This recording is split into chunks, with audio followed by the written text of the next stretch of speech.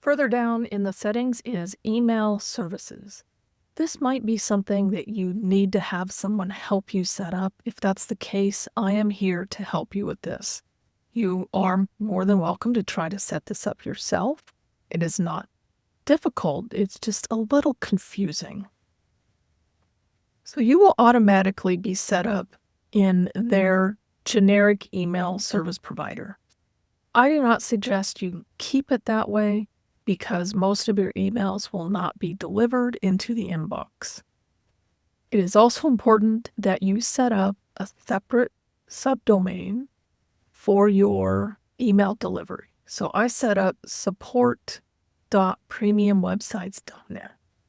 And if you don't know how to set up a subdomain, again, I can do that for you. There will be another video explaining how to set that up. The lead connector system is what I use. You can see it's checked here. You can add a service if you want. When we click this up, click on that. You need to have an SMTP provider. That would be something like Mailgun, for example. You can use Gmail, Yahoo, SendGrid, or other. Mailgun would be under that other. And that's simply meaning that you're going to use that system to send your emails instead. And there's usually an additional cost to that for whatever system that you're choosing to use.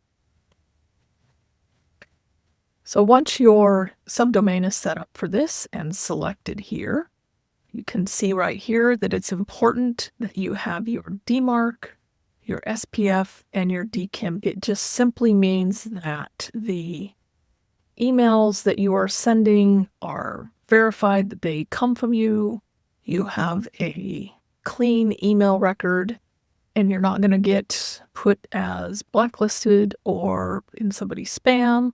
If you don't have these filled out, and again, if you don't know how to do it, it's a matter of adding something to your DNS records.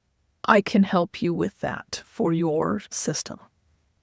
You can go ahead and set up your reply and forwarding email addresses. So I've got mine in here. If you want to blind copy everybody all the time, you would set that up in here. If you want to forward it to an assigned user, you can set that up here. Email analytics. This is telling you what's going on with your emails. If you have a whole bunch of unsubscribes, you might want to look at what's going on with that. You can see I haven't used this account too much. It says we have 8 delivered and 5 open. And that's not too bad.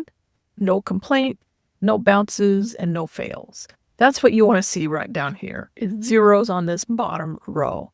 If you're having something other than zeros down here, except for the unsubscribed, you might want to have somebody look at your email, how it's configured, to make sure that you do have your DKIM and your DMARC and your SPF and all of that set correctly. That's where the failed delivery will come in. The bounced will come in is if you have the receiving email address is incorrect. Here you've got your bounce classifications, and you can see I don't have any bounces, so it's empty.